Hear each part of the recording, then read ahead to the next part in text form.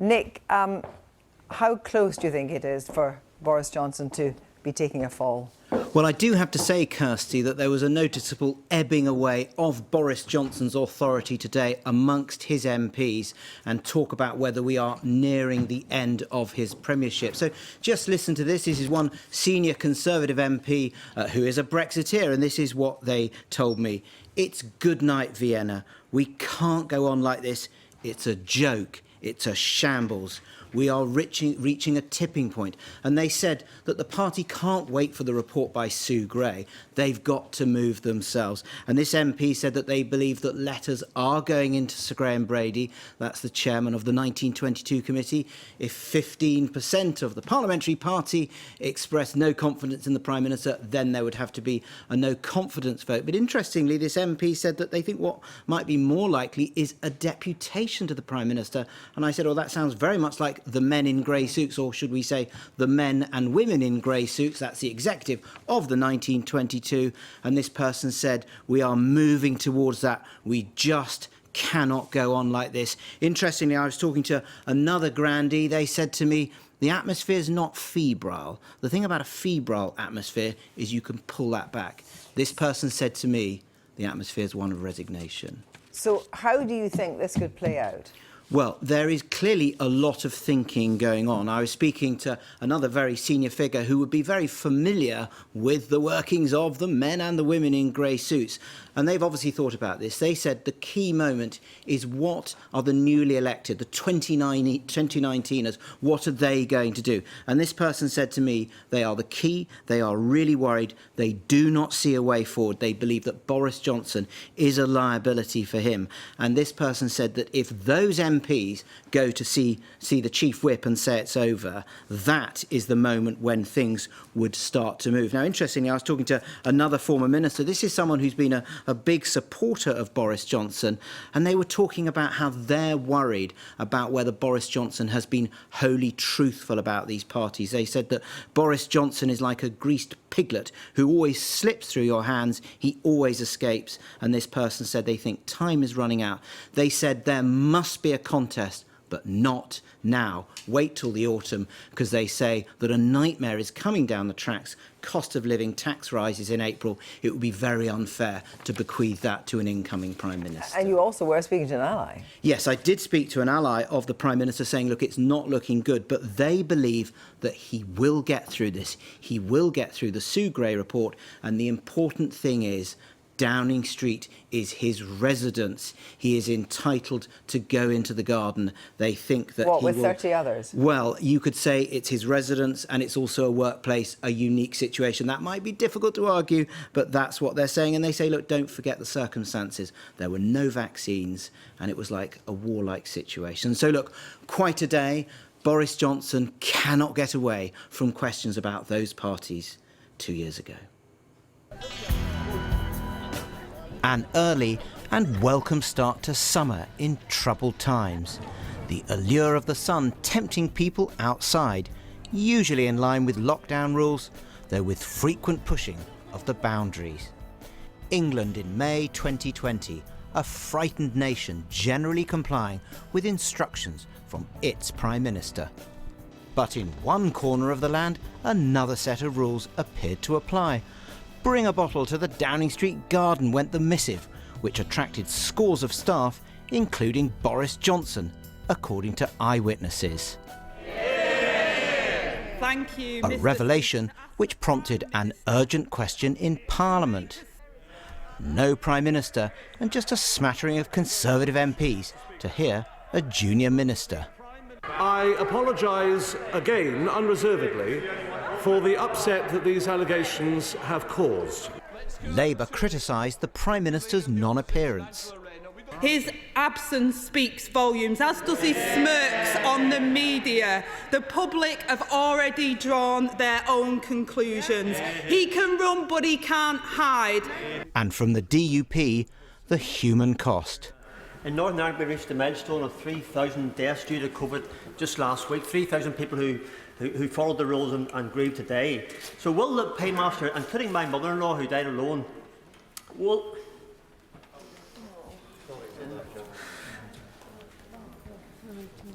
A moving moment which came as Conservative MPs asked whether Boris Johnson has been entirely frank. Only a month ago, he was clear when a video emerged of his staff making light of a different party. I can understand how infuriating it must be to think that the people who have been setting the rules have not been following the rules, Mr. Speaker, because I was also furious to see that clip.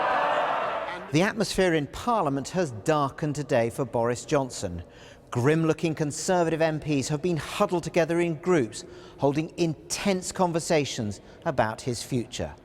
The sands are shifting beneath the Prime Minister, one grandee told me.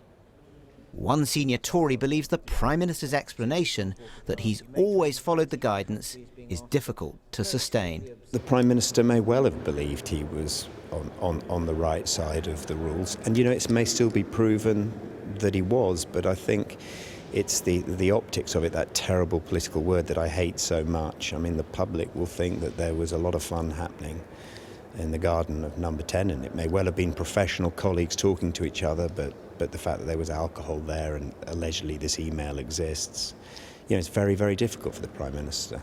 A Conservative peer and commentator believes this is a perilous moment for Boris Johnson. Of course it's a moment of jeopardy for Boris Johnson. Look, it comes at a time where there's in any case a cost of living squeeze, where in any case the Conservative Party has been in power for a long time, where in any case his factional base inside the party isn't that large. So it comes at a moment where he's got other troubles. But any Prime Minister would be in difficulty if they breach the fairness norm in this way, and if ministers and MPs can't find a way to explain to their constituents what exactly went on. These are people who've got to fight their own elections. They've got to also hold their heads up. And when a moment comes when they find it difficult to do either of those things, well, of course, the Prime Minister's in jeopardy. And Labour believes the Prime Minister has been untruthful.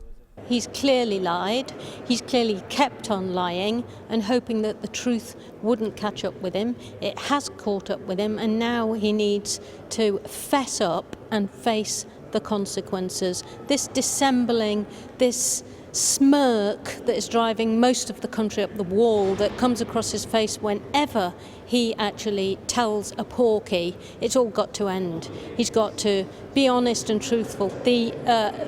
Those who've been bereaved demand it, those who followed the rules demand it, the country demands it. An era we will never forget, when the sun shone relentlessly and we grieved collectively. A legacy leaving difficult questions for the Prime Minister. Nick Watt, well, we did bid the government on this, but they declined to join us tonight, as did a host of Conservative MPs and other party figures. We're joined now by the leader of the SNP at Westminster, Ian Blackford, and in a moment by the Conservative peer Baroness Ros Altman.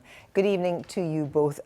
Ian Blackford, I mean, you call for Boris Johnson to go almost on a daily basis. So what makes this any different? Well, I did call for him to go a few weeks ago. That's on the basis of everything that we knew that had happened then. I think when you see the public reaction to what's going on, and people that were behaving as the way they were expected to, recognising that they couldn't be with their loved ones, couldn't be with loved ones when they were dying in hospital, couldn't visit their elderly relatives in care homes, and they see the imagery of everything that's going on.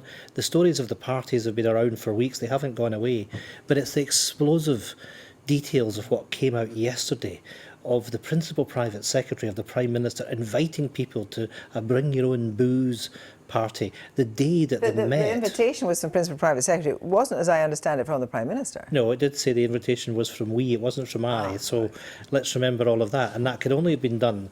This was the Principal Private Secretary to the Prime Minister, so let's not forget that. And the Prime Minister can't hide behind him.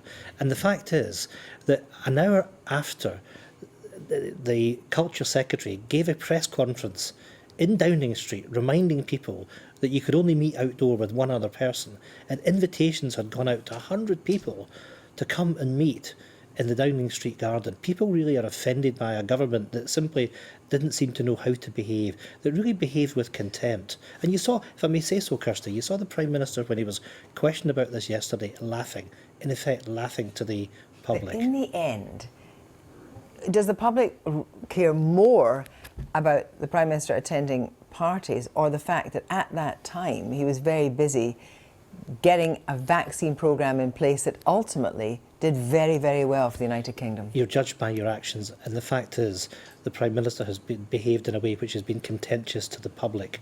Of course, we can all celebrate the success of the vaccines, but when people were making enormous sacrifices, to see a Prime Minister that has behaved the way that he has done. And let's not forget that when he came to the House of Commons and said people had to be held accountable for their actions, and it's not just about this, it's everything that's gone on with the COVID contracts. It's about the Tory donors that end up in the House of Lords.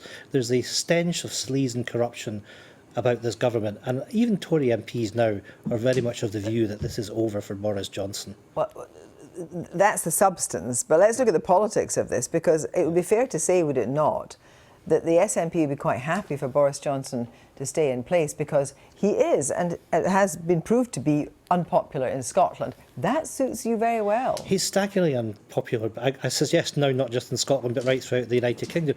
We have to win our own arguments in Scotland. Of course, I want Scotland to become independent. We'll win that debate on the basis of the proposition that we put, but we can't stand back and allow someone to behave the way that the Prime Minister has done. He really needs to understand that he has to go. He should be resigning tonight, and if he doesn't do that, Conservative MPs need to hold him to account. Thank you very much, Ian Blackford. Roz Altman, are you embarrassed tonight to be a member of a Boris Johnson-led Conservative Party? Well, Kirsty, this isn't about one person. This is a big issue, a national issue for our country and what kind of country we are. It's about what leadership our country needs. And it has a moral dimension, it has a human dimension, as well as a legal dimension. And I do think that, listening to colleagues across the House, there is horror. People are horrified at what appears to have happened. And if it's established, we've had comments from people like Ruth Davidson, who are saying, and I totally agree, what seems to have happened is utterly indefensible. And we cannot have a country where the leadership believes it can make rules for others and break them itself. That's simply not acceptable. It's not what Conservatives, right-minded people across the country either would normally expect. So this isn't about one person. That email was sent to a large number of people, and it looks to me like a spoof. It looks to me as if it cannot be. And indeed, some people apparently responded thinking, it was either a spoof or there'd been some terrible mistake. You say it's not just about one person, but Boris Johnson is the leader of this country.